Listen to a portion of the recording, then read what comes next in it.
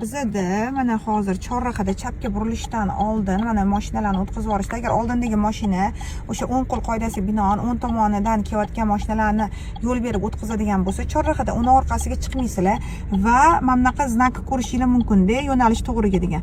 Bu chalg'ituvchi znak. Bunga qarab sizlar to'g'ri yurib ketib qolmanglar. Balki sizlar svetofordagi znakka qaraysizlar, buyuruvchiga. Mana buyuruvchi chapga deyapti, siz to'xtaysiz, hozir anni o'tkazasiz, yo'l bermasangiz sizni yiqitib yuboradi imtihonda. Mana bokovoy fishkan ro'parasiga keldi.